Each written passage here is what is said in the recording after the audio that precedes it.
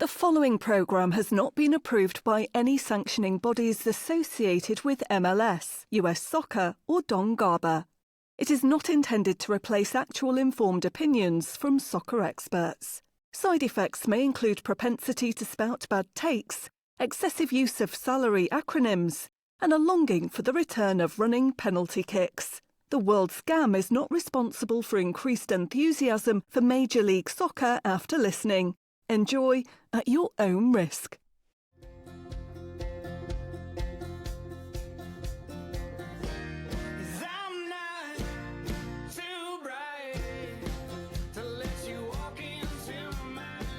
Hey, you, welcome back to the World Scam. So happy to have you here. Kevin Wallace along with the Chief and Grayson. And Chief, it is Spotify Wrapped season.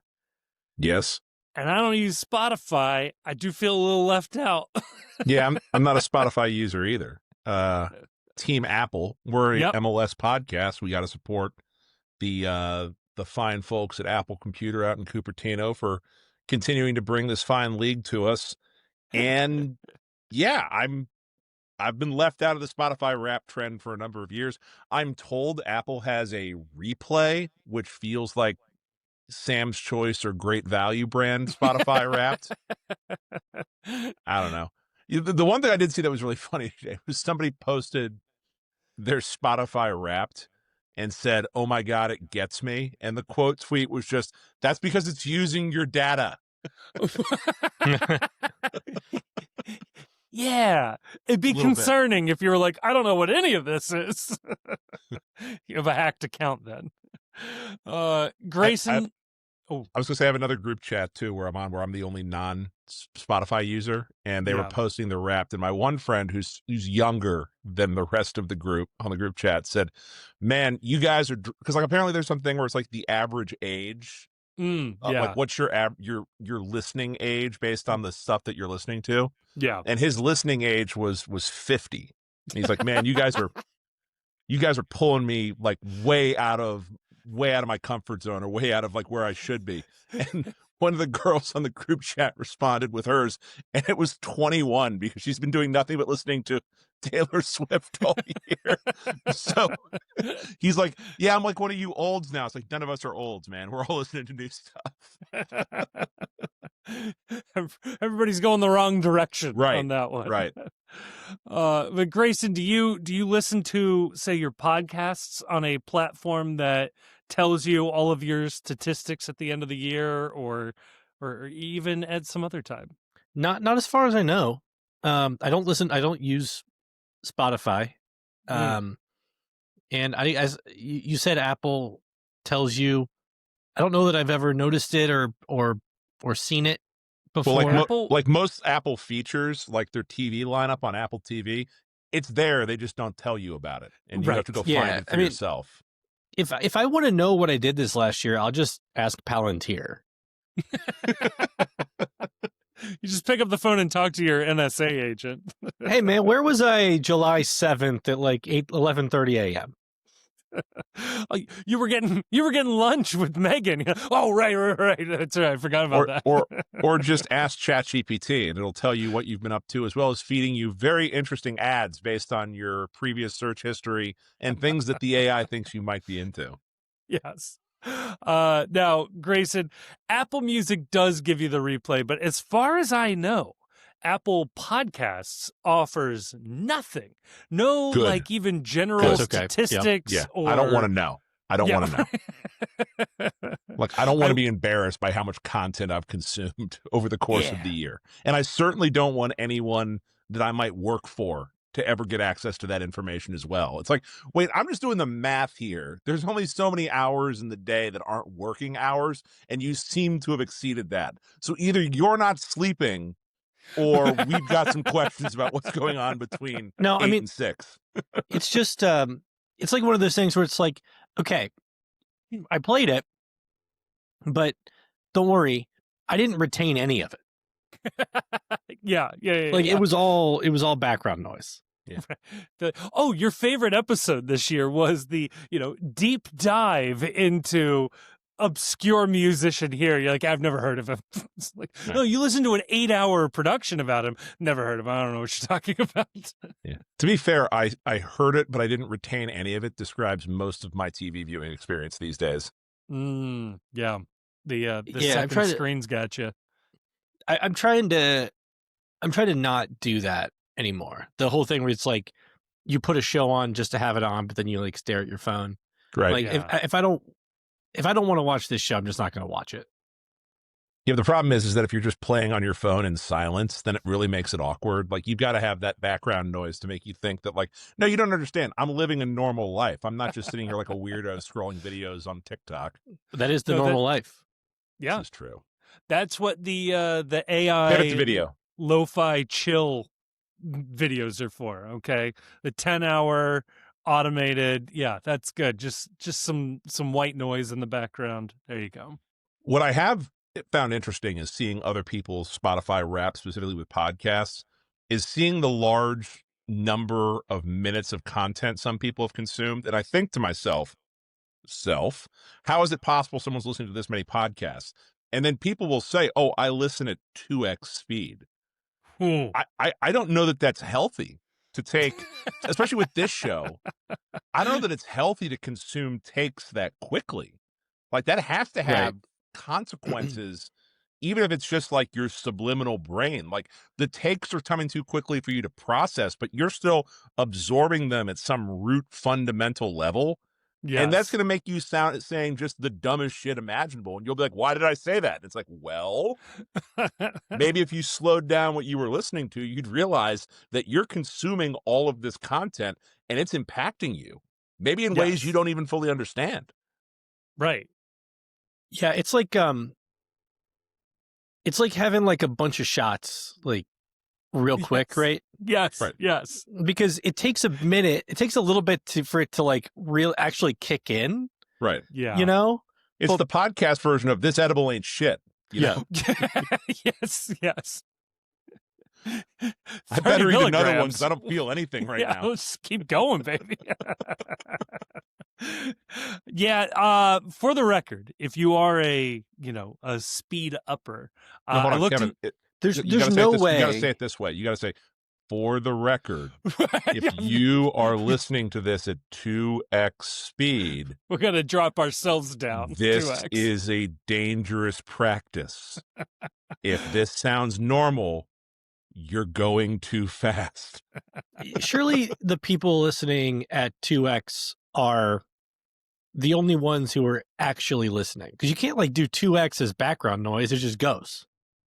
Ooh, that's a good point. I feel like I would have to concentrate a lot more to get any of it if it was playing at double speed. That's interesting. Well, so what I was going to say was they've done some research on this, particularly with like college students listening to sped up lectures, because of course that's the hack. It's a great way to get your $25,000, $30,000 tuition worth right there. That's notes. It's like I need 3 extra hours on my test. Yes. But I listen to the class in half 2x. The time. Yes.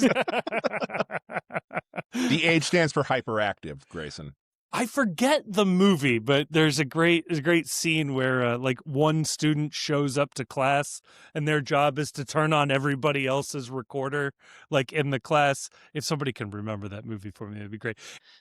I had a class once where the professor just recorded all of his lectures and put them up on his website. Nice. And so I was like, oh, I don't have to go to class anymore. Yeah. I'll just listen to this whenever I want to. And and so I did listen to it. And something that struck me as I was listening to it was like, it sounds like there's a lot of like international students in this class. I don't remember there being this many like English as a second language individuals in this class. And it turned out that, yeah, he had uploaded the wrong recordings up to the site. And it was one that it was a class, like the one he uploaded was one that is directed toward like international students. Oh no. I thought you were going to say I got to the end of the semester. I was like, I'll just listen to all the lectures back. And you push play on the first lecture, and the professor's saying, "Come to class, loser." And then the rest of it is just white noise for the rest of the time. You really thought you could get away with this. Anyway, anything over 1.8, your brain struggles to comprehend. But at 1.8, they found no discernible drop-off in understanding or information retention. So what if it's like an 2x. especially high-level, sophisticated kind of product like ours? Yeah. Surely. Yeah, well, of course. It's not everything's created equal. Obviously, what we're doing is bang on like what you would get a bachelor's degree for easily. So, Right. Yes, they're right there. I do want someone to invent a 5X mode for podcasts called Chipmunk mode, just so that you can, at the end of the year, your Spotify Wrapped can show, man, this guy was just content machine, top fan, all these podcasts. Because now we're in also the season where if you're a top fan and you tweet at the show, they're going to give you a shout out. They're like, wow, look at how much time you spent listening to me. If you're running in Chipmunk mode, you can be a top fan for a lot of shows, boost those followers, get those numbies up. I think there'd be a real market for this. So the minutes, is it real-time minutes or is it minutes listening? So if you listen to it at 2x, are you getting half credit for every episode you listen to? As far as I can tell, it doesn't matter how quickly you are moving through the material.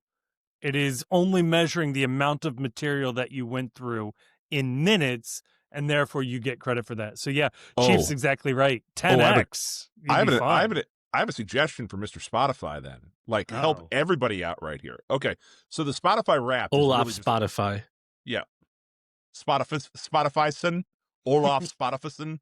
Yes. It's all just a clout thing. All you're really looking for is you're chasing like the percentages, the numbers, and everything like that. They should make it a thing on the Spotify Wrapped where, yeah, we're going to give you credit for all the numbers. We're going to give you credit for 2x or Chipmunk speed or whatever. But if we ever catch you skipping the ads, it's back to 0. Ooh. I thought you were just going to say you could just pay to boost your numbers. And then we can just... I mean, kind of.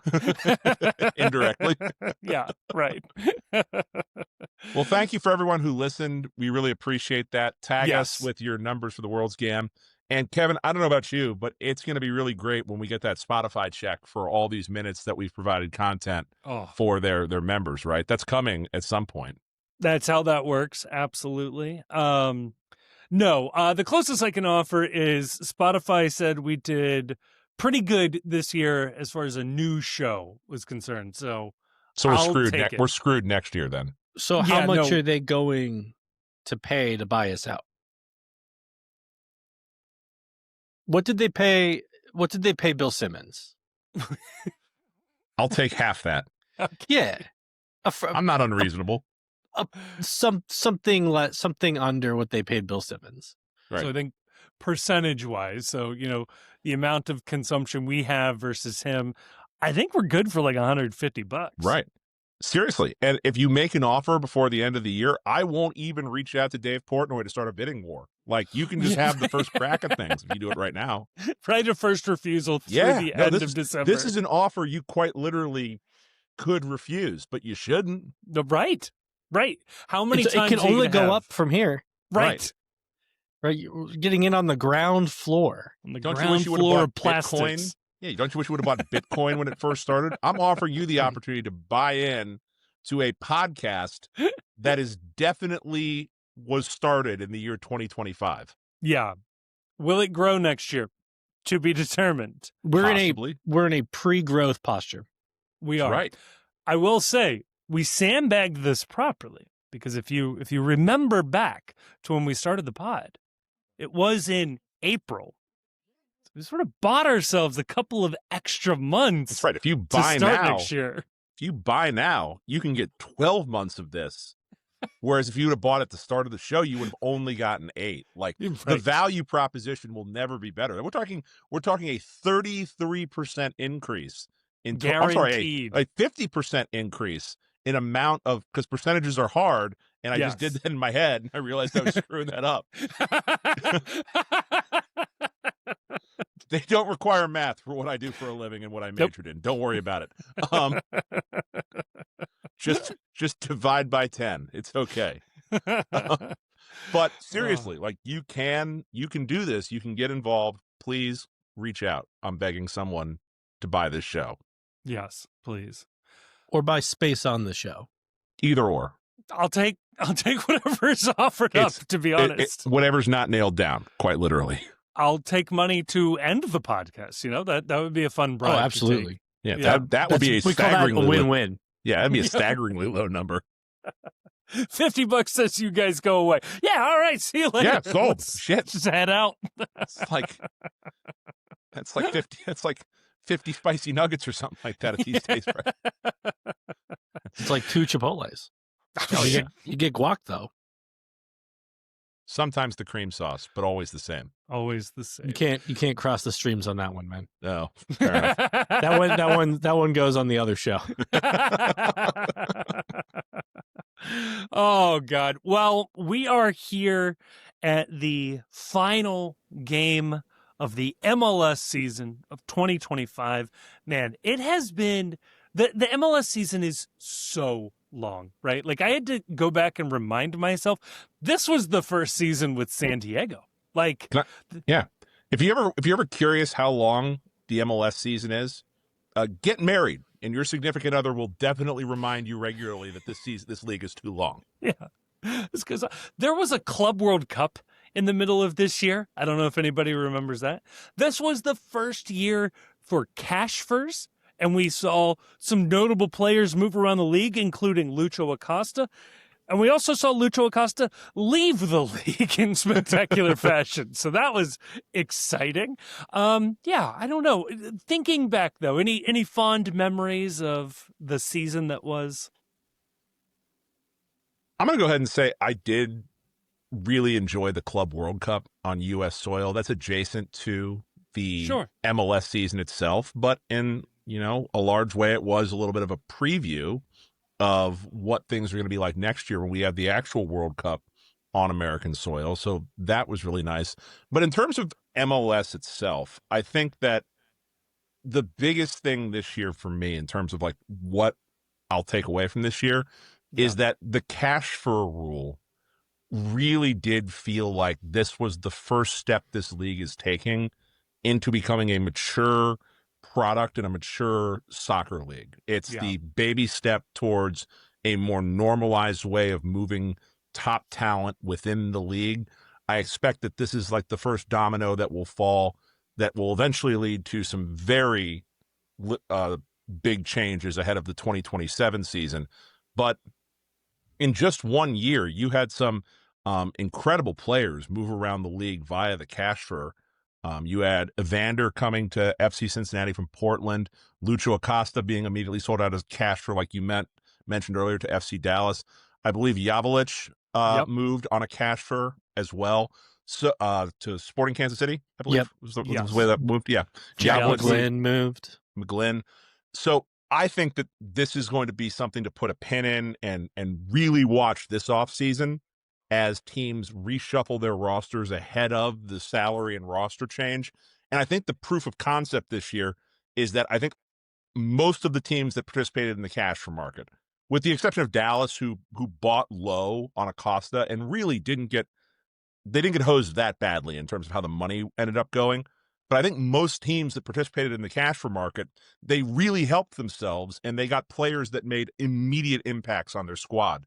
So I think that's been the thing I'm going to take away from this year is that finally we got a roster change and a mechanism for player movement that absolutely makes sense for this league.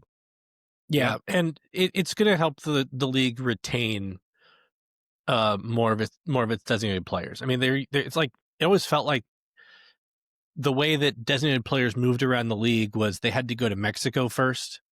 Or they had to like go somewhere else first, and then they wandered through Liga MX. Yeah, and then they would get brought back to MLS, and they don't have to do that anymore. And in the case of Jovic, Man, he probably doesn't. He probably does not finish the season in MLS if it wasn't for the cash for player trade, because he was on a U22 slot with Galaxy that he aged out of. Yeah. And he was a worthy designated player. Right. He couldn't fit Galaxy's cap. The gam that it would have taken to trade for him from some other team would have been challenging for most teams. And so, I think it's like he's just like a perfect example of a guy who, we get to keep watching him play in the league, because this mechanism made it possible to move him to a place where they could make him a designated player, and he could, and it was a situation that made sense for him, made sense for Kansas City, made tons of sense for Galaxy. Yeah. There was, if I remember back, there was an offer from Club America. One of the big clubs in Mexico was interested in him. And it really was like exactly as you said. He was going to be laundered through Mexico. Maybe he goes on and has a lovely long career in Mexico, but we've seen this many times, right? A guy goes down to Club America or Atlas or something, hangs out there for a year, pops back up. And if it's not Mexico, it's Turkey, right? Like those seem to be the two places these guys get shuffled off to and then pop back up. Right. Yeah. And that was the first off season, right? So like, let's see where this goes from here. Right. And I think that it's good because I think that there were some, I would imagine, most MLS general managers are creatures of habit. They have gotten to this position because they are very good at working the MLS rules as they are. So I don't blame teams for being lukewarm about getting involved in the cash for market early.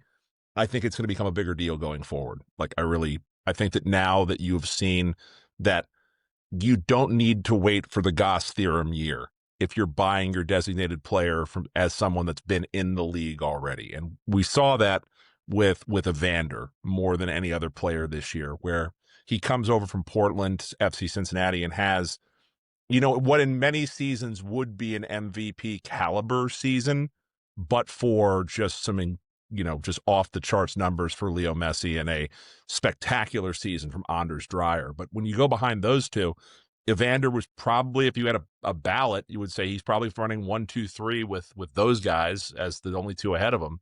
And I think that you're going to see that that's a tremendous way for teams to get value and to get better quickly, as opposed to buying and then having to go through the development cycle a little bit. You know what the flip side of this is?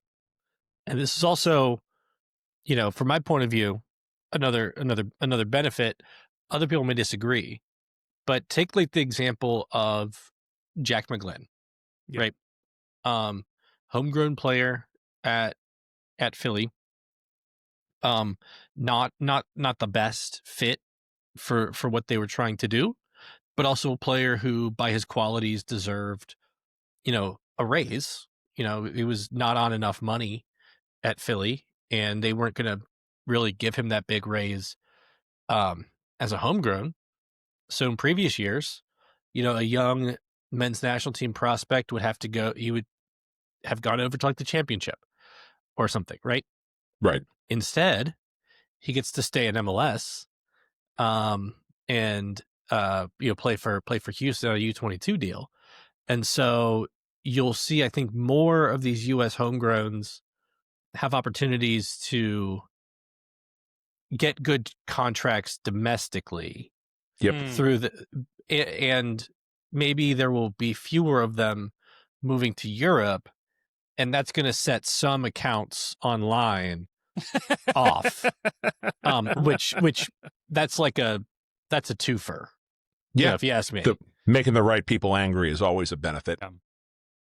Yeah, the cash for market generally also offers the opportunity to actually establish a easy to understand actual market for MLS players. Right. Because right now, trying to figure out what the international equivalent of 2 super draft picks and 300,000 in GAM is worth to an Austrian club, it doesn't make any sense. But if you can say, okay, their best players move around internally for $10 to $15 million. So if this guy's going for $8 to $10 million internally, we know he's, being valued at this level within the league. It makes everything so much easier when dealing with this internationally. And you throw in the fact that the calendar is changing, and all of this points to an easier buying and selling environment for Major League Soccer and the general managers and the players looking for more money and bigger moves. So if I had to make a massive piece to this. If I had to make one tweak to it, I think that you could get more buy-in from, like Grayson was talking about, the wrong kinds of accounts. I think you get a little more buy-in from we'll say the anti-MLS mafia. Yeah. This one little tweak is that all cash furs need to be done in pounds, so that when you're online, it's like, oh no, it wasn't a $10 million cash fur, it was an £8 million cash fur, and then all of a sudden, all the worst people with like USMNT prospect review 69,420 and then an American flag emoji. That'll pop on their radar a little more, I think. I like that. What if it'd be really funny to have done them like gotten like a sponsor from like crypto.com or something and have done them in like Bitcoin like 10 years ago, because you could go back and be like, oh yeah, Chris Wondolowski moved for what turned out to be like $85 million. World record transfer was Bryce Duke. Jordan Morris's proposed transfer of $45 trillion was turned down by Seattle Sounders. Oh man, that was a very expensive bag of balls back in 1999. Right. But then like you've got to buy Ethereum to change this asset into another asset, and it's too hard to figure out.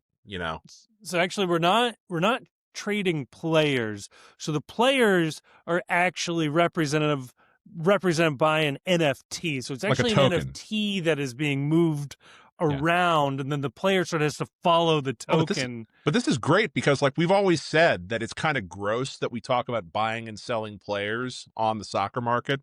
That like every player has a token, and whoever holds the token also has the right to the player's services for the time period that they are holding said token, and only one token can be minted, and that they are then traded on the blockchain, and then the player follows the token. It's like something out of a fantasy movie where it's like if you have this object, then the golem has to like follow all of your instructions. Strangely, also the plot to John Wick 2. That if you got the guy's marker, he's got him commit an assassination for you. Well, I was gonna say, the Mandalorian. I'm thinking of like the little hollow pucks that they keep to track. That way you know where your guy is too. That's helpful. You know what? I'm surprised that they haven't minted like a GAM coin yet. I've been talking about this literally for years. That no, like all MLS crypto deals should be done in a cryptocurrency specifically for MLS. Yeah. And then fans could buy into it. Yes. Oh, and then the fans could get together and buy their team more GAM. Like we could do like GAM NIL collectives, basically. Yes, we're all gonna buy more GAM so we can go bring in Caden Clark. Exactly right. Right. Every beer you purchase comes with a $1 donation to the GAM collective. Oh man.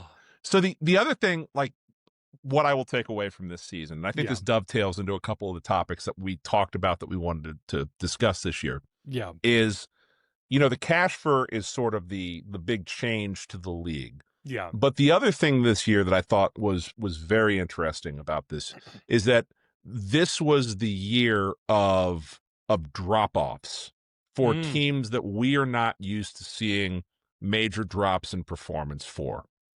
And, we've got Vancouver and MLS Cup. That's really cool. But like a lot of people were projecting Vancouver to be closer to the bottom of the table this year.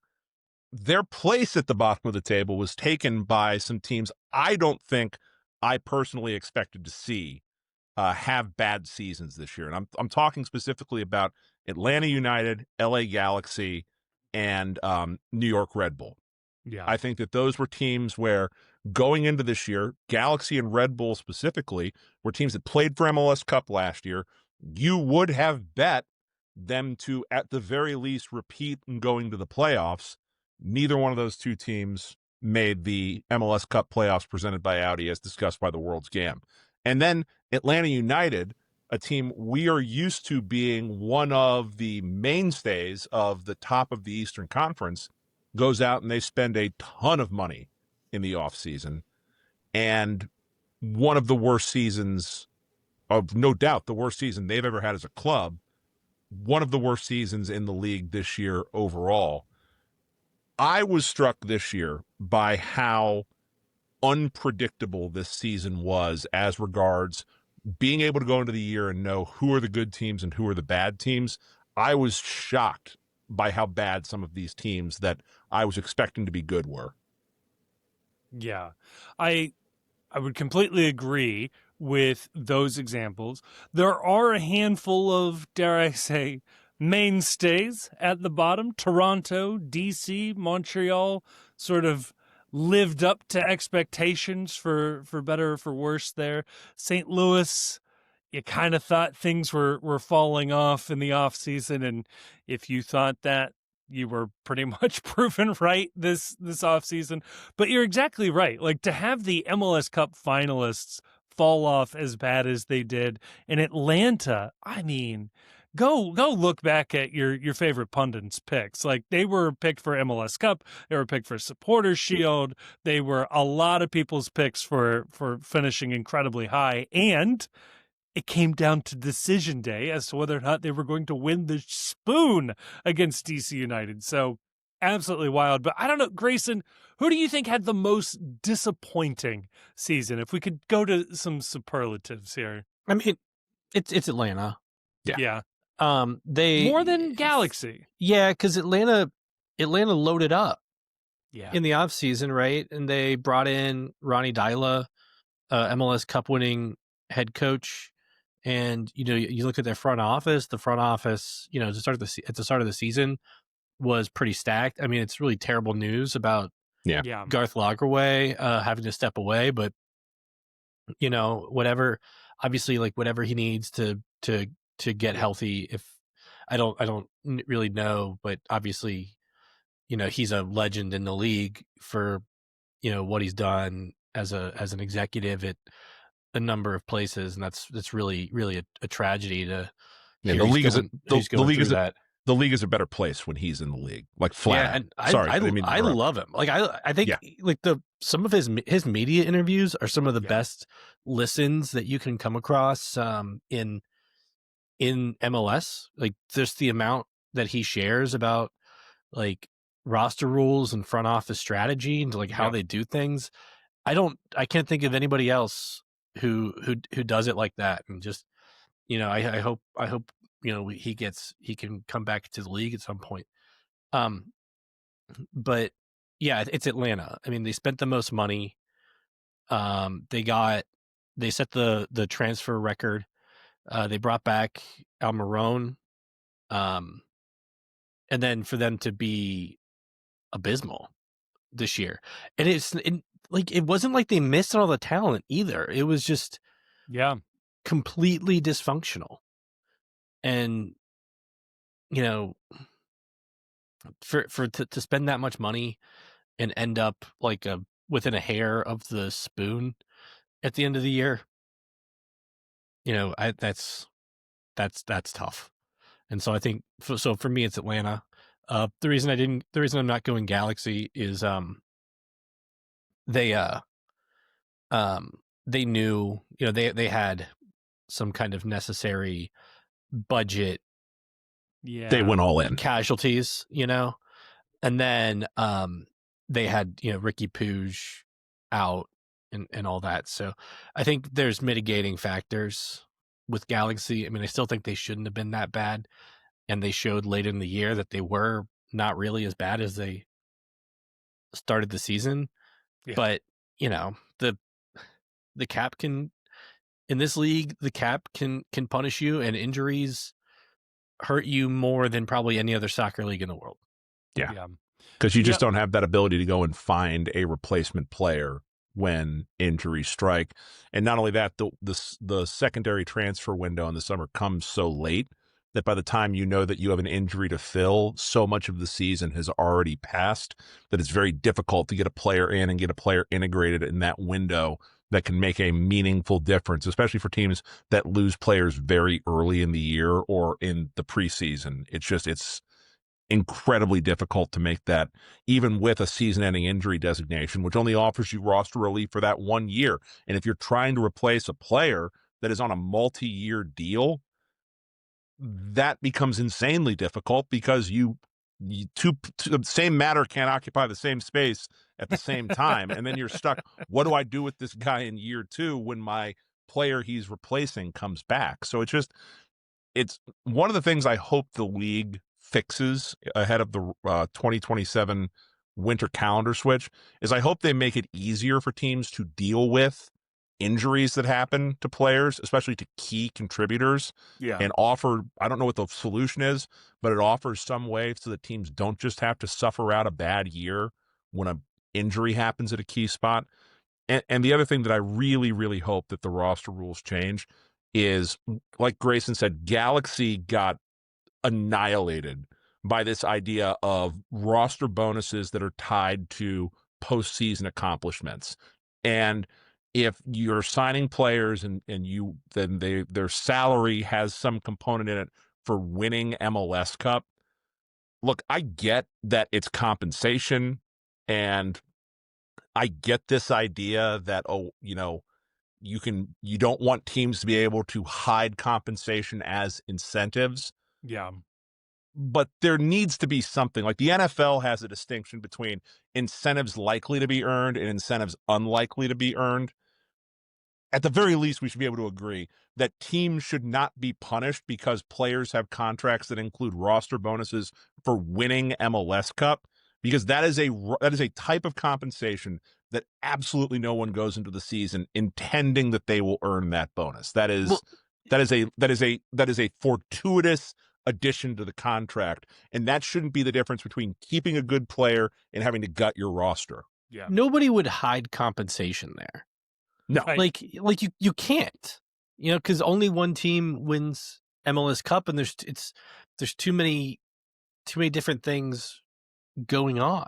So, like, it's one thing to say like a 10, like a huge bonus for scoring like 10 goals or something, right?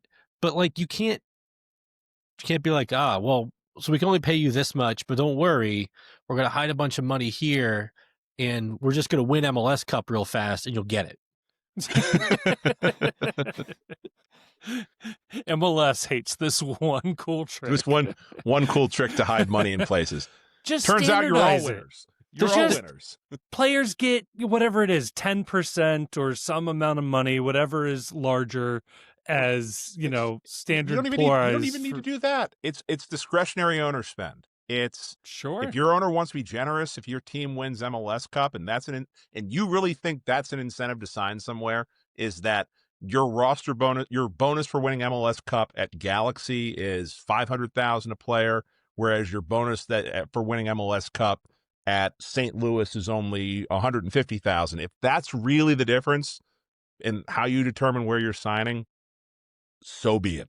But I don't know that to a limit that there's a real problem. I have a real problem with that. It feels like it would be marginal, right? Like maybe if two teams are offering you like the exact same money and one of them is offering you a bigger MLS Cup bonus, maybe you go there. But I don't know. You only pay it if you win MLS Cup. I don't think many owners are going to be like crying. So I got to pay this money now. Oh, could you guys lose this game? I don't want to pay out all these bonuses. And so and the other thing about Galaxy season is they did qualify. They did qualify for Champions League. Yeah, so, I had actually forgotten about that. There is a silver. There's like a. I mean, it's not much comfort, but they do still get to participate in that competition next year. So yeah, third place in League's Cup. Well done. Yeah. Well done. So I have a bit of a different take in terms of who has had the most disappointing season this year. Uh-oh. I'm not going to look at the bottom of the table, because the bottom of the table, it just sort of is what it is. Like, it sucks. You're down there. To me, where hell truly is the purgatory of the middle, where you're not good enough to win MLS Cup, but you're also not, understanding that there needs to be wholesale changes made. Yeah. So it's a team that finished in the middle, and it's a team that circumstances have changed significantly in the last couple of weeks, that I think that you have to view this as a disappointing season. And that's Columbus Crew. Ooh, because yeah. this was a team that came into this year. And I just like, again, you talk about how long the MLS season is. At the beginning of this year, Cucho Hernandez was still a member of the Columbus Crew. Cucho Hernandez was a member of the Columbus Crew. He was sold because he wanted to go play in Europe ahead of the World Cup. The team did right by Cucho, sold him, made a decent profit, but then didn't invest that money back directly into the club immediately. And there's always reasons for that. The player you want might not be available. The only thing worse than saving your money is rushing to spend it on something that doesn't work. I get that. But so that's disappointing that you lose your star player ahead of the year or early in the year. Crew then go and they backfill with Daniel Gazdag, who we had all thought was a good bit of business. Gazdag has been a mainstay in Philadelphia. He's been a productive member of the Philadelphia Union. You fast forward to the end of the year, Gazdag is struggling to get minutes off the bench and has been a just tremendous disappointment for the Crew. Yeah. They make their big signing in the summer of Wessam Abu Ali. He gets hurt almost immediately. I haven't heard any reason to think he's not going to be available long-term for them, but, you never want to start off with an injury.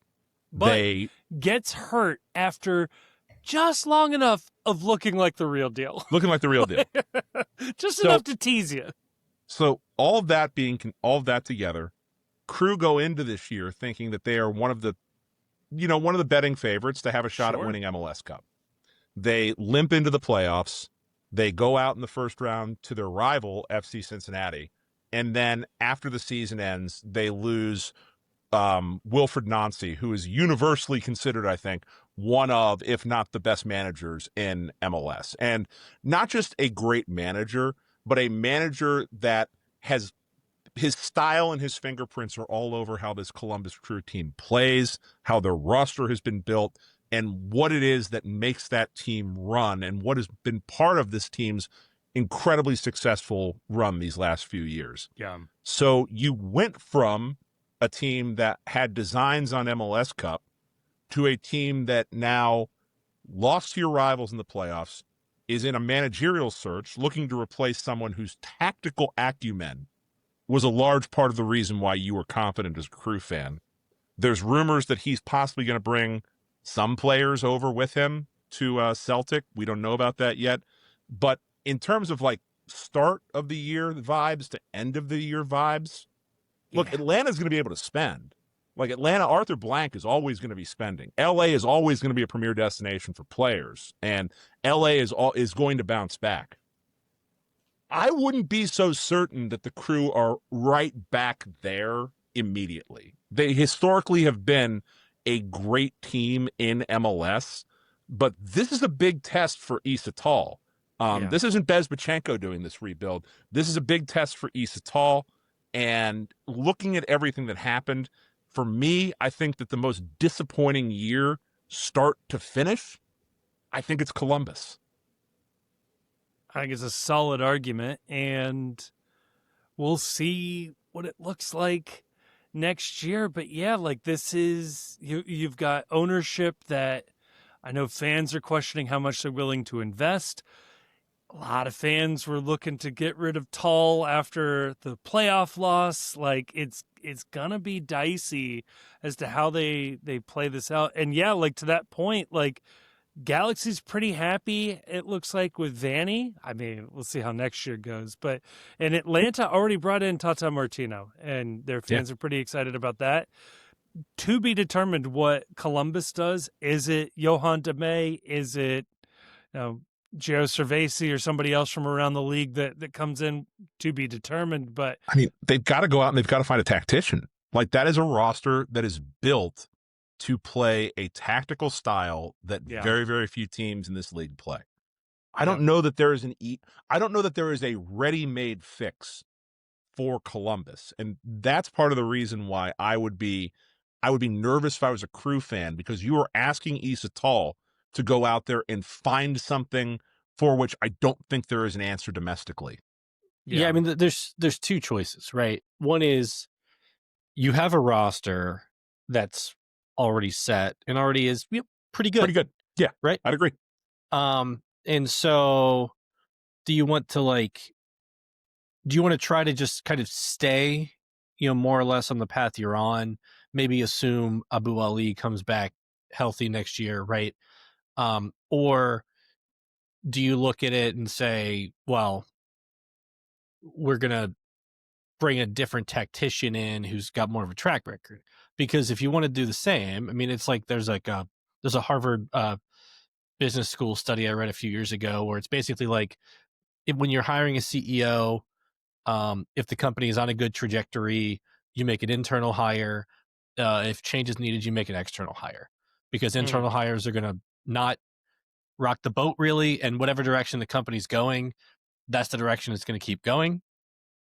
External hires have more variability and pretty high, like not a low rate of failure by any means, but if things are trending down, they're more likely than an internal hire to trend it up.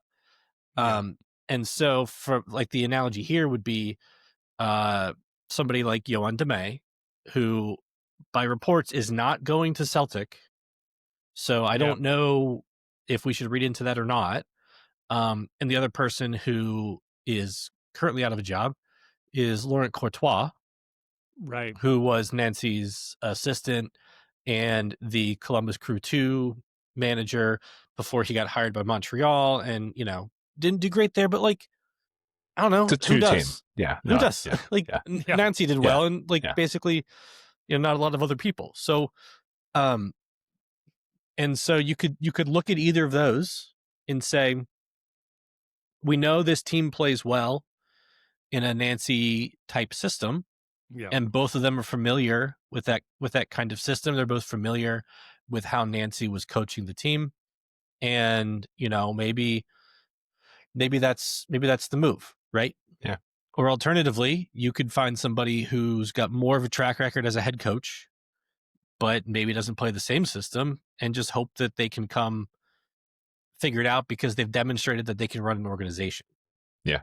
What this really reminds me of a little bit, and fans in Columbus should understand this maybe more intuitively than other MLS cities, is this is something that college football teams go through all the time. Is your head coach is poached by some bigger school or some other school, and there's always this debate. Do you promote the offensive coordinator who runs the same system so that there's continuity, that the recruits are all for the system that you're playing? Or do you go out and poach from someplace else and get someone else that, has the experience? It's, Alabama after Nick Saban. They decide. Johan DeMay is your Ryan Day.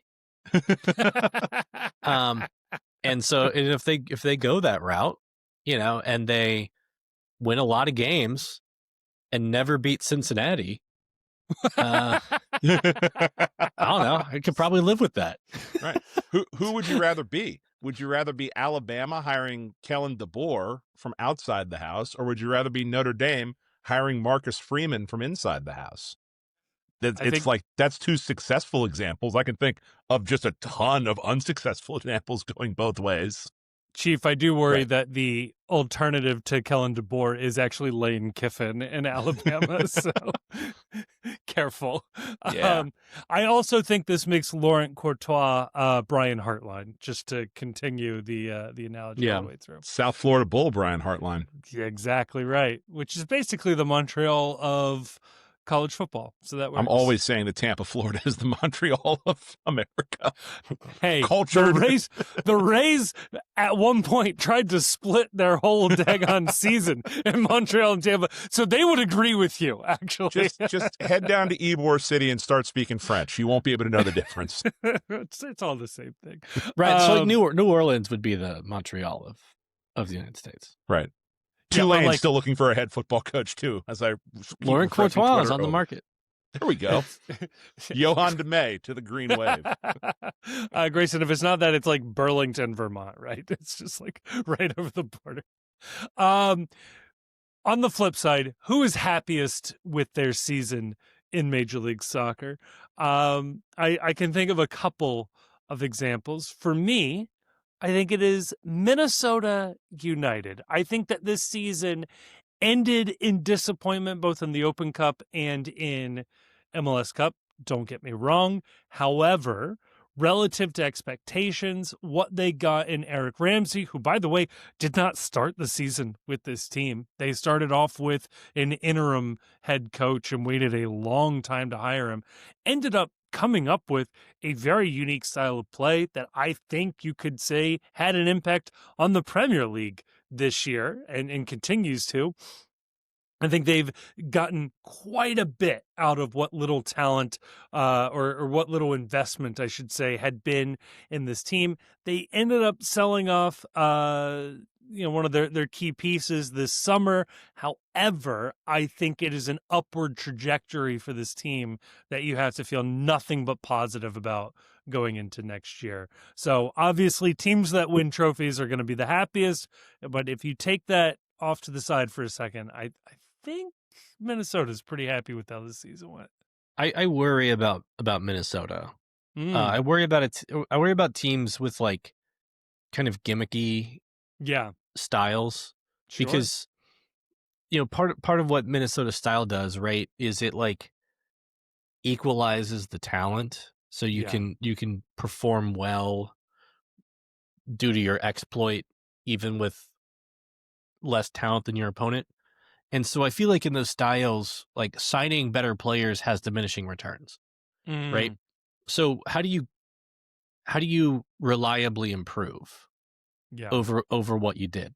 And I'm not saying they can't. It's just that's a question I have with Minnesota, which is why like I considered them for this and I considered them for one of the other topics, and that was really why I kind of pushed them aside. I don't know, Chief, you got any thoughts on Minnesota? Because I have a team who I think is the happiest in the season. I think you're happy with Minnesota. I think if you're Minnesota, you have to be happy, because you can say that like when you run a gimmicky style that you reach a point of diminishing returns when you sign good players. But with any team in MLS, if you look at their roster and see, oh, we have a very clear pathway to improvement. Yeah. And you're already starting that from a base of we finished at what, like fourth in the Western Conference. I think you have to like that. I think where you find the unhappiness is where you're fourth in the conference and you've already maxed out your budget, you've maxed out your DP spots, you've maxed out your U22 spots. No matter how gimmicky an offense is or a game plan is, there's a world of soccer players out there. You can find a player that helps to maximize whatever it is you're doing if you look hard enough and you're talented enough when it comes to scouting. So from Minnesota's standpoint, I feel nothing but upside there, because I look at that roster and think, if the ownership is willing to open the wallet a little bit this offseason, I think there's an incredible amount of upside potential that with the lineup they have already, where if you go out and you get an impact signing this offseason, that I think you can push for one of those top three spots in the Western Conference. They have to keep Dane Sinclair though. Yes. Yeah. They can't let him walk. Yeah. In my view. I think Grayson, who are you putting here? This is maybe low-hanging fruit, But I think the team that has to be the happiest with their season is Vancouver. Yeah, I mean that's the I mean, answer, right? the expectations going into the season were the floor, Yes, right? Yeah. literally. And they were great from day one. They were great all year, and then it turned out Thomas Muller was like a force multiplier Yeah. for them, right? And so that's a team that I think already feels like, I'm sure that obviously that, they're going to want to win, but they're well past playing with house money on this season, and they're going to go into next season as a or the favorite. Yeah. I can't disagree with any of that. Kevin, I've got a different answer, but it dovetails into the next category if you want to introduce that. So yeah, I was hoping to go a little faster on the rest of these, so I will let you have your moment here. But the next one is, which team continues an upward trajectory? So maybe didn't have the peak season, but was heading in the right direction and will continue next year. So I think most happy with their season and also continues on their upward trajectory. It's LAFC. If you look at the numbers and you look at the metrics and you look at the way this team was playing, what they did after Son joined was unbelievable. The goal output, the way Son and Bouanga played together specifically, they have an incredible roster around those two players as well. They're also generating just scads of money overseas with the interest that Son has generated in LAFC. They are a team right now where, okay, you say Vancouver going into next year is a team that's going to be one of the odds-on favorites to win MLS Cup. You project out what LAFC did over the course of an entire year. That's a team where I'm looking at that team as a team that could win the double next year, that they could compete for Supporters Shield and win MLS Cup. And if they hit a Leagues Cup trophy on the way, so be it. But that is a team that I expect next year with a full offseason to build these pieces together. With how good Son looked immediately, that's a team where I think the sky is the absolute limit, and I would absolutely have them as the betting favorite to win MLS Cup next year already. Yeah. I mean, similar to the discussion with Columbus, I think it is going to matter who the manager is. You have questions about like Mark Dos Santos maybe just being again that DeMay candidate, just continue the trajectory, but do they get wild with it? Do they get crazy? Do they go for something a little bigger, a little bolder? I'm very woke on the idea that Cherundolo somehow is going to be the manager of this team next year. Interesting. We'll see what happens. So for me, I think the team that I think is gonna continue an upward trajectory is Nashville. They got a lot out of their DPs this year, and I think they both have a lot to other attacking DPs this year. Right. And I think they're both going to be, just as good, next season. BJ Callahan has really improved that team ever since he's joined, and they're going to really like getting Walker Zimmerman off of that DP spot. I know he's he's been a really important player for them. Yeah. But it was past time for him to not be taking up their third DP spot, which gives them the flexibility to bring in another designated player or move to that, U22 model and get the extra $2 million in GAM to help improve elsewhere in their roster. So that's a team that has, I think, the key pieces returning, has a, relatively young coach who has shown that he's got what it takes to win games in this league and put together a good game plan. And they have a very clear path for significant improvement, given with this additional flexibility. So I think Nashville is going to really like the team they start next season with. Yeah. They made some smart acquisitions this year. It paid off. They won the Open Cup, sort of proof of concept of what they're doing there. And yeah, you can just tinker on the margins there and see that improving. On a similar note, I think the team that I see moving in an upward trajectory and continuing, I was torn. I kind of wanted to say the Seattle Sounders, although it's hard to say whether or not that team is moving up or down in any way. They seem to consistently maintain excellence. So I'm going to say the Chicago Fire. A sneaky good offense this year. Greg Berhalter's first year in charge.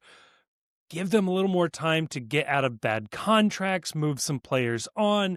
You know Joe Mansueto is going to invest in this team. They'll be looking to build into that new stadium in a couple of years. I think that if they continue on the way that they are headed, it's only going to be good things. This was a team that I think people thought we're going to, really give Philly trouble in the playoffs if they had gotten out of there. It didn't quite play out that way, but I think this is a team that you can believe in next year as being a proper challenger in the East. I agree with that. I like what Berhalter has done with this team, and they've got a lot of firepower, which I think when you are building a team, I like teams that build front to back and get their attack in order, because we've seen teams find good defenders on low contracts and value contracts. It's a lot harder to find players that, especially when you're signing designated player strikers, when you find that designated player striker that works well, I think that is solving a ton of the battle. I have two teams that I want to just throw out here quickly as honorable mentions in this space as well, that I don't think are being talked about enough, but that are on an upward trajectory, and I really like them for different reasons. The first one is very similar to Chicago, and that's a team that got their managerial situation sorted out, and as a result, started immediately playing better soccer with an identity that was fast-paced, up-tempo, and now comes the time where we build by continuing to improve the roster and building around what the manager wants to do. And that's the San Jose Earthquakes with Bruce Arena. That's a team, they scored a ton of goals this year. They had a leaky defense, though. And so I think that in this offseason, if they commit to fixing their defense and doing more with their defense, that's a team that's on an upward trajectory, where that's a team that could improve in a hurry if they just get the defense sorted out a little bit with a little bit more of an anchor on the back line. The other team I want to shout out here too, as a team that is on the rise, you wouldn't know it because they were so bad a year ago and they were slightly less bad this year, but with extenuating circumstances, is Austin FC. Austin out of the playoffs last year. This year, they bring in Brandon Vasquez, designated player. He gets hurt, and they still managed to make the playoffs in the Western Conference. He's going to be back next year. He's going to offer that big target man attacking striker that they were lacking down the stretch this year. That's a team where, again, it's another ownership group where you know that they have that they want to spend, they want to capture that market, they don't want to be down for long. They're another team where they're a little more investment, plus Brandon Vasquez getting healthy. I think that's another team that continues its upward rise in the Western Conference. I like it. So then, Grayson, on the flip side, who is going to continue that backward slide into spoon territory? The team that I'm flagging here is New York Red Bulls. I don't think it's going to be, forever by any means. Sure. But I think that ownership is signaling that they're not really going to, I don't think they're going to expect like wholesale, changes. The guy that they've been eyeing for a while, Timo Werner, they've admitted that he's not coming, and now Miami, he's apparently in talks with Miami. Yeah. Right. Yeah. They have gone relatively inexperienced in the sporting department, and it looks like, they're potentially going to have a first year really young at 38 head coach with Michael Bradley. I know he coached the 2 team. And Bradley seems like the profile of the kind of guy who should be able to transition into coaching and could very well be a really good coach over time. But these are not moves that signal to me that they think they're like on the cusp of competing. Yeah. And I think that that's like disappointing, since they were in the Cup final last year, although that was, I think even they would admit like kind of a fluke. I don't think they expected that. So with that, I think that I would expect I would expect continued backslide from New York Red Bulls going into next season and maybe the year after. But I think they probably think that they're kind of tearing things down to the studs a little bit and looking to kind of build up from there. Yeah, I think that's probably true. They're also an ownership group that doesn't spend a ton. So I do worry that many of the things you could do as a quick fix for Red Bull, unless there is a change in philosophy with Red Bull Sporting Group and Red Bull Football Group as to how they want to run that team, I do think it's going to be requiring Michael Bradley to do more with less. And I also read that maybe they plan to change their game model a bit, to be more possession oriented. Sure. And again, like all of this is like, yeah, great, you know. Like if you think that De Guzman has like a great future as a sporting director, you think Bradley has a great future as a coach, and you're getting all this together and you're adopting a new philosophy, that's not going to make you a good team next year, I think. No. And so that's why I'm going Red Bull. So I think that my answer to this would be take the Acela a little further north in the rail corridor, up to Boston and the New England Revolution. Ooh, I think that south of Boston, right? Like south of Boston, yeah, somewhere west southwest a little bit, yeah. Southwest Foxborough. Give them credit. I don't know if the Acela goes through Foxborough, but that's a whole nother discussion. Yeah, no, it definitely doesn't.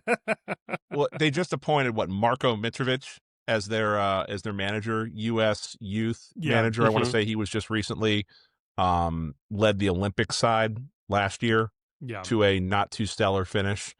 I don't know a ton about him, and other than what I've seen with the U.S. national team program.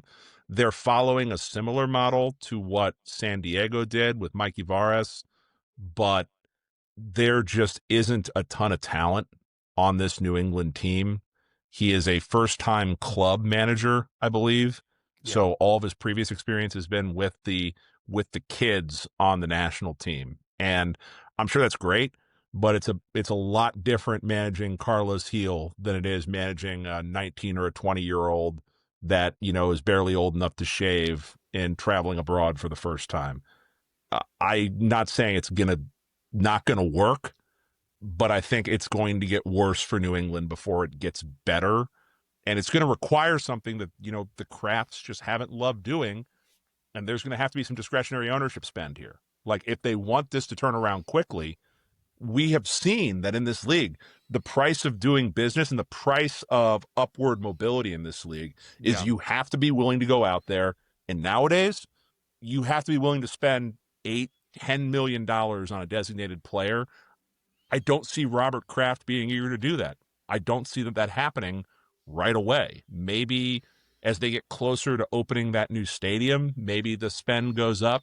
But this very much feels like a situation where I think that they're going to be okay as an organization treading water until they get closer to their stadium situation. That was my read on this managerial hire, that this read like a team that wants to go young and play a more developmental academy side and hope to follow the Philadelphia model as opposed to something that will get the ship turned around quickly. Maybe I'm misreading the tea leaves on this. Yeah, I mean, I also don't really follow the youth teams very closely for the national team, and so I also don't know a lot about Mitrovic, but I do kind of have a thought though on whether I think that that U.S. Soccer's youth national team program is stocked with a bunch of guys who are ready to handle an MLS team tomorrow. And I don't think that's probably the case. And having Mikey Varas already shown that he can do it, in my view, makes it less likely that there's just like another guy there that also can. But I don't. That's unfair. Like that is unfair to the guy. But I think I agree with where Chief's head is too, though. I mean, it's not a very, I don't know, it's not a great track record. Like Anthony Hudson was another one of those guys. Oh my God, name's gonna escape me. Was it Jason Kreis was another one of those guys, and I don't know. A guy named Brad Friedel, you might have heard of in New England. For what it's worth, though, New England has an incredibly underrated youth academy and youth development system, so maybe there's something to that. The team I'll nominate here, and I don't want to. Okay, this pains me. I'm bummed out by it. RSL. And I'm putting this all on my expectation that Diego Luna is not on RSL next year. I think ahead of the World Cup that he may take an offer, even if it's just a loan to a team to really sort of improve his standing and try to fight for those minutes. Not generally a good idea to do that right before the World Cup, but I think he is now at the peak of his value. I could see RSL cashing in now. I think that necessarily leads to a regression. That's not to say that they've been continuing on a downward trend. I just don't think they take that next step forward that I think they're otherwise expecting. So that would be my read on that. So I like their path in the East, though. That's the only thing that I think or the West. I think that's the only thing that I think is different here, is that even if Luna is sold this offseason, I think that there are more tickets in the West, so to speak, to the playoffs than there are in the East right now, just because I think the East is incredibly top heavy. And I think that those spots between like 5 and 10 in the West are a little spongier as of right now. But in RSL, like, they've got the good spine of a team. I think that they're well positioned where if they lose Diego Luna, it's not at a position that you can't find someone out there to give you good minutes in the winter window. But what I could see happening with this RSL team is I could see the reinforcements not coming until too late in the season to really make a difference and to be available to make a playoff push. Yeah. And the weirdness of the schedule next year means you're waiting a long time before you even put your spring signings into this team. But I mean, the other thing to remember next year, and this is different, is that because of the pause in the schedule for the World Cup, there are more games that will happen after the secondary window than any time in MLS history, I think. So if you can tread water next year to the summer window, I do think there'll be an opportunity for teams to meaningfully improve and impact their playoff opportunities after the World Cup is over. Yeah, no, makes perfect sense. Well, on that note, Chief, let's head on over to part 2, where we will finally get around to talking about MLS Cup Final.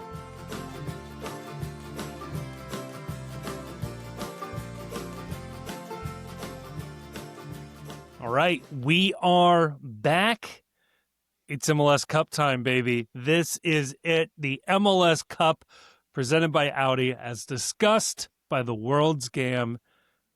We have finally made it. And I got to say, for an MLS Cup final, it is very nice to once again have, I think, inarguably, the two best teams in the league going up against each other. I could understand if you might even wanted to say that MLS Cup Final was LAFC Vancouver. And I think that game lived up to the billing. But I think the star power with Miami and the fact that they've been very good all year, but really turned it up a notch towards the end of the season. They have been flying through the Eastern Conference playoffs. The difficult conference, the conference that was supposed to be murderer's row. Miami made it look like the Western Conference, if I may, whereas the West put up quite a bit of a fight to get Vancouver to this point. Chief, how hyped are you for this game? My biggest thought about all this is that MLS giveth and MLS taketh away. And I say that because MLS giveth in that we have inarguably the biggest matchup you could create from an Eastern Conference and a Western Conference team. Yes. It's with Vancouver, the story of the year, the run through CONCACAF Champions Cup, signing Thomas Muller in the summer window, Miami, Lionel Messi, everything that goes along with Lionel Messi's flying circus down in Miami. This is like the script writers at MLS could not script this any better. No. MLS giveth. MLS taketh away in that we didn't talk about the two games that led to this point for a very good reason, and that's that they were both awful games.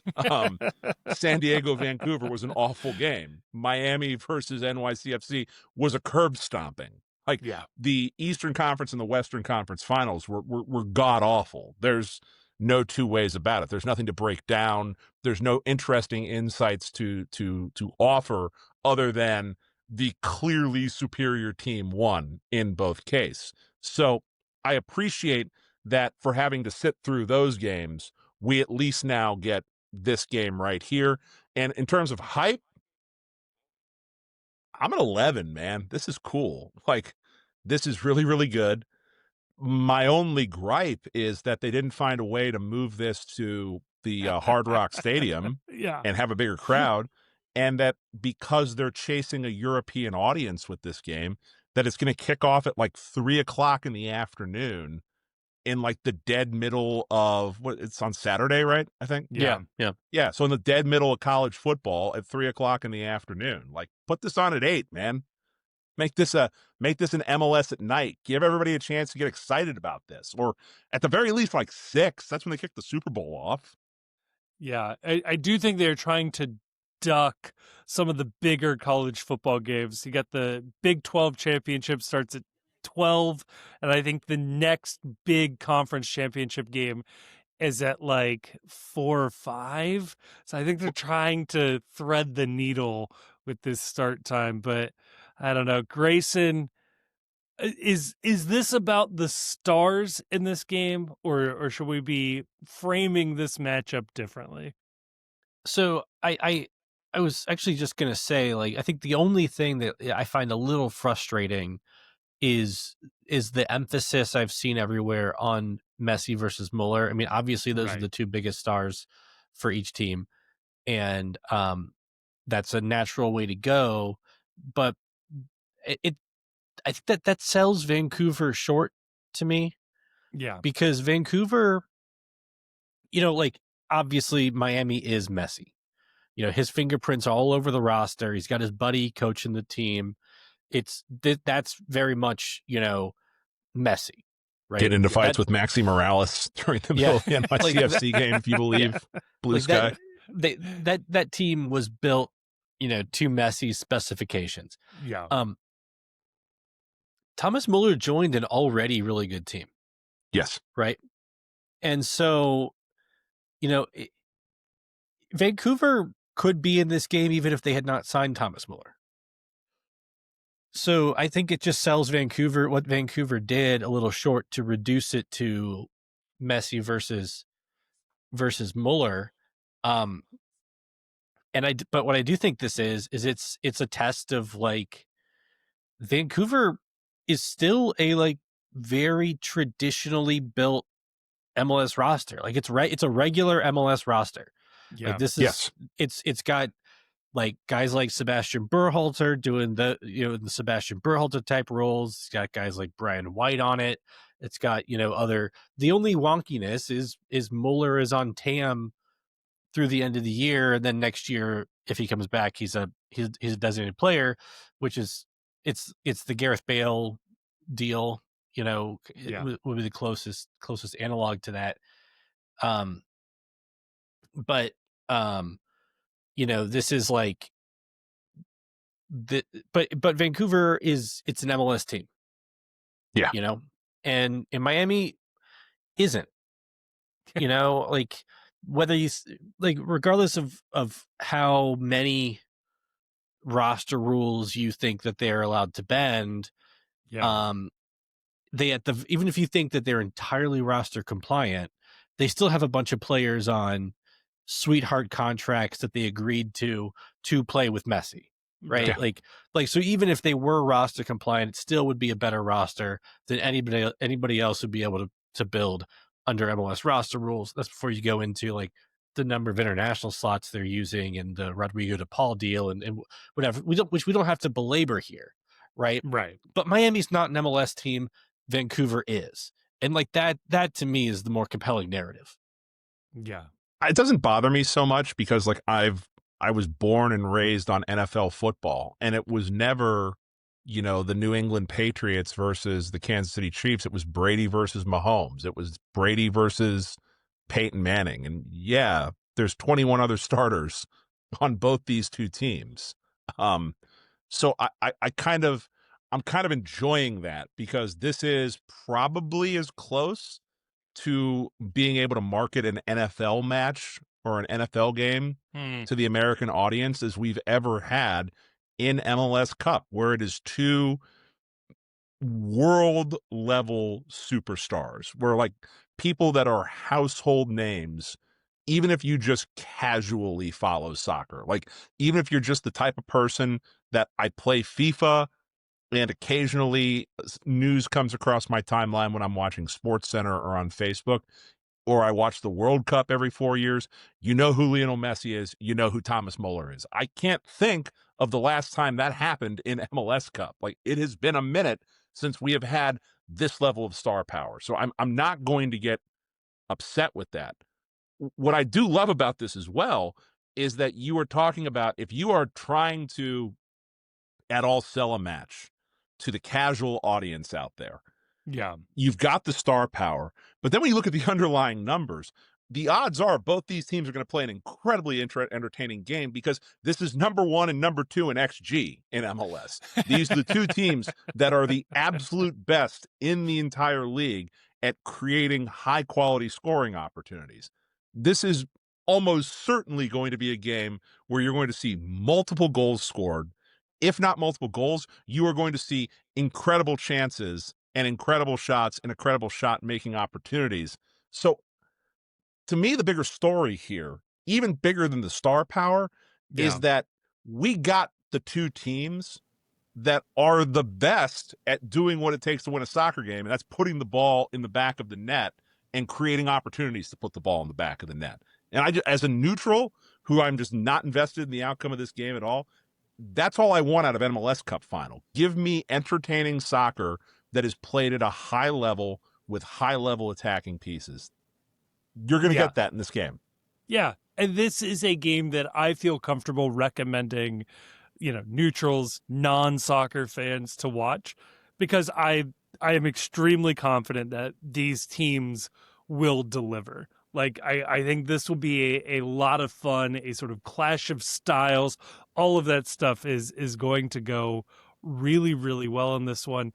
I think it's fair to say that this game is Vancouver are the heroes and Miami are the villains, right? Like, that is, I don't know of another way to even begin to view this unless you are living and breathing Miami sports. Like, this is it. Yeah. I mean, this is, unless you're a Messi stan or a citizen of Miami, yeah, I think the overwhelming majority of the people who are soccer fans in this country, especially MLS fans, I think you've got to be rooting for Vancouver. It's weird to call them the underdog, given that they are very clearly, if not the second best team, 1A with Miami. But what would you rather see as an MLS fan? Would you rather see Lionel Messi, the chosen one of MLS, the world, the guy who all of the other owners got into a room and voted to give special payments to in order to come to this league, the guy the rest of the league voted to give a portion of the Apple TV deal, give a portion of the Adidas kit sales? Do you want that guy to be the one hoisting the trophy? Or do you want the guy, Thomas Muller, who's being paid the old-fashioned way by the ownership group, reaching into their wallet to write a check? Every team in MLS had an equal opportunity to sign Thomas Muller. He wasn't asking for anything as best we know, he wasn't asking for anything out of the ordinary. Yeah. We heard a couple of teams were in on him, including FC Cincinnati. And by all accounts, like, he actually met with FC Cincinnati, visited the city, and like talked with the ownership group. There was only one team Messi was going to, and there was only one way he was going there, and that's if the league, the TV company, and the global sports manufacturer, so like the most valuable company in America, the most valuable provider of soccer apparel, and the top league in America all had to get together to make a deal happen to get Messi to the one place he would go to. Muller was, available on a free and willing to travel. That's the guy I want winning. I don't know. You're maybe... right. Yeah. So, Grayson, how much do you weigh or factor in back in April, these two teams met in 0. the CONCACAF Champions League knockout stages where Vancouver won 5-1 on aggregate, including a 3-1 victory in Miami. They've added Muller since then. And Miami has started playing since then. Yeah, and Miami has started trying and signed Rodrigo de Paul. Yeah, I put zero stock in it. I know, Miami is they've just been different.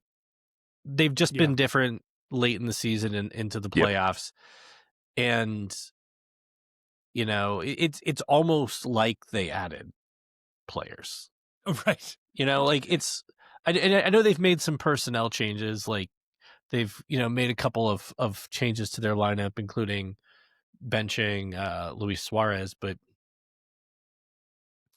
it's not just that though. Yeah. Like they've been playing hungry in a way that you haven't always seen Miami play. Yeah, I like think they have an edge to them, right? Yeah. Like they're looking like killers out there. They are, and the way they're playing too, they are playing with such an edge, and they are playing so much better than the competition that they're matched up against, that I think that it negates what otherwise is the biggest advantage Vancouver has, and that's on the tactical side with Jesper Sorensen. I would say Sorensen is by far the better of the two managers here. He's done a better job throughout the year getting the most out of his team. But I just don't know there's a lot that you can do on a whiteboard or, on the training ground to replicate what it is that Miami is doing to teams right now. I don't know that there's a counter for it, because if there was, I think somebody else would have found it by now. Yeah. As dumb as it is, I think it is as simple as saying Busquets and Alba announced that they were going to retire at the end of the season. And it's around that time that they make that announcement that this team just goes into another gear. That like Messi and Mascherano and the rest of these guys are not going to let these legends walk off the field unless it's holding a trophy. And they have been playing out of their minds to make that happen. Yeah. So here's the question then. I think that I think Miami is the prohibitive favorite in this game. I think Vegas agrees with me on this. They're the home team. Yep. They're the better team. I'm going to ask the two of you this. Okay. If Vancouver wins, it will be because blank, other than they score more goals than the other side. Like, what is it that you think would need to happen in order for Vancouver to win this game? And that can be something that Miami doesn't do. It can be something Vancouver does, a player that overperforms. I'm curious to hear what you guys' take on this is. I think Vancouver dominates the midfield. I think they harass and disrupt the passes to Messi.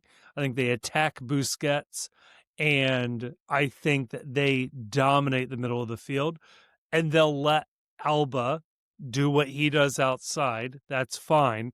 They'll trust in Blackman. They'll trust in the back line generally to maintain the balls coming in from the outside. But I think they absolutely destroy Miami's midfield if they are the ones who are successful. Miami scores 2 or fewer goals. Wow. Just they got to outgun them, huh? I don't think that if it's a shootout, No chance. Yeah, I agree. I think Miami wins, and probably by multiple goals. Yeah. I think if Miami's putting the ball in the net, they'll keep putting the ball in the net as much as they possibly can. If they're getting frustrated, however that's done, and they're not scoring, then Vancouver has a chance, but Vancouver's going to put up like 3. Yeah. The problem with At Miami least. among other things, is that when they rattle you, they immediately go and they get a second and they get a third and they score in quick successions, and they put you away when they have the advantage. It is rare lately to see this Miami team not have a flurry in the middle of the match of 2 or 3 goals. So my take on this would be, number one, I think that Brian White has to score an early goal. I think Vancouver has to get the first goal, and they have to put Miami on their back foot a little bit, as much as you possibly can. And the other thing that needs to happen is that if Vancouver is going to win this game, Takioka has to be the man of the match. Like, he has to come up with at least 3 or 4 spectacular, not just good, spectacular saves that stop otherwise clear goal scoring opportunities. Because no matter what you do, Miami is going to get behind you, and they're going to create 1v1 opportunities, and your keeper has to win multiple, if not all, of those 1v1 opportunities if you're going to beat Miami. So that takes us to predictions. Grayson, I'll go to you first. So I usually ask Chief predictions first. Grayson, how is this one going to end up? I'm going Miami. Yeah, give us a score line if you can. 5-3.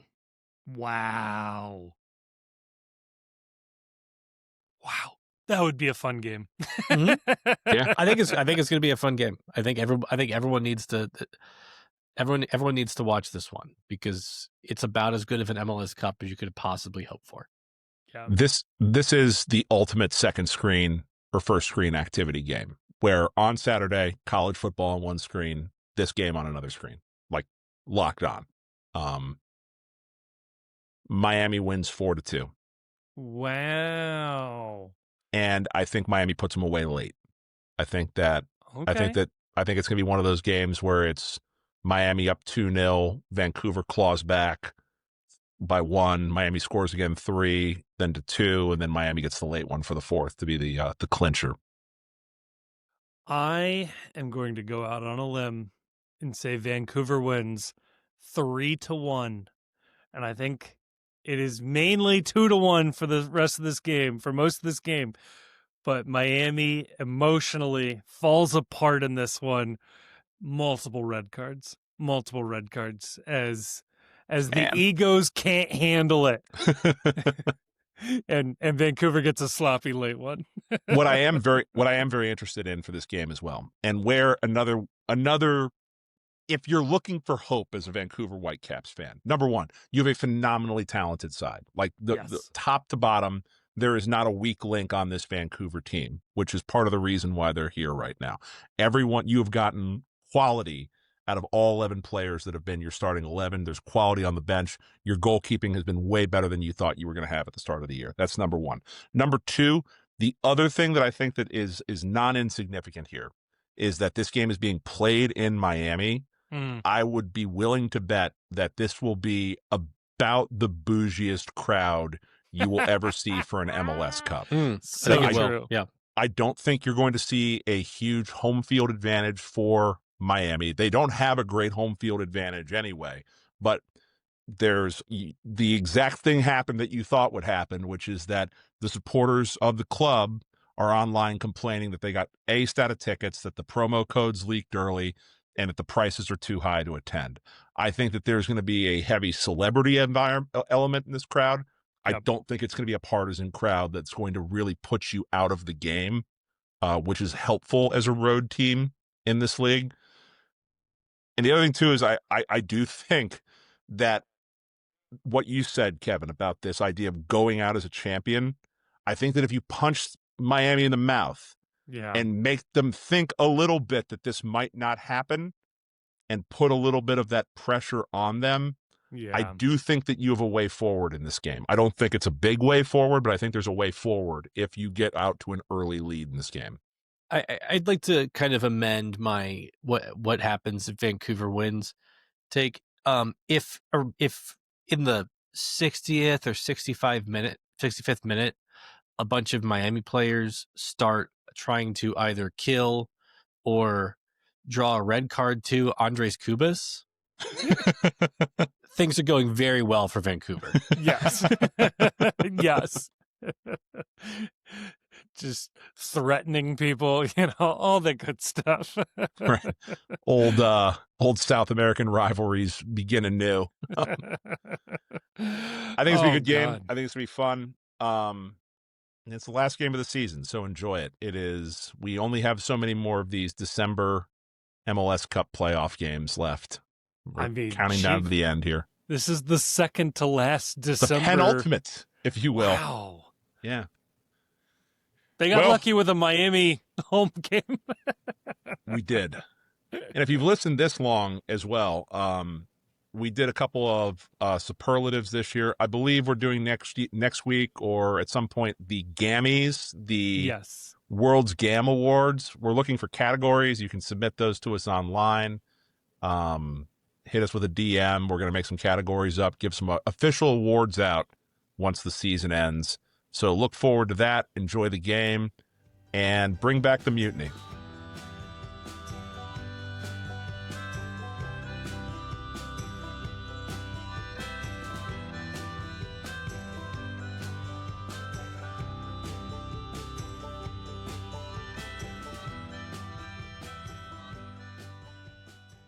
The World's Gam is a production of The Post Cincy. You can check us out online at thepostcincy.com, where you can find out more information about the people putting this podcast together. I also want to give a huge thank you to Jim Trace and the Makers, a fantastic band that has provided us with all of the music in this episode. The voiceover work at the beginning of the episode was done by Steph E., which was paid for her time and also not an AI voice. And if you have liked what you have heard so far, or even if you haven't, I am begging you, please like us, rate us, review us, leave us 5 stars. That would be amazing. Leave a little note saying how much you liked it. But maybe more importantly, share this with a friend or mention us to another fan of an MLS team. I think that would be a lovely way to help our little community grow. But regardless of whether or not you liked it, whether or not you share it, whether or not you review it, I want to say thank you for listening to it.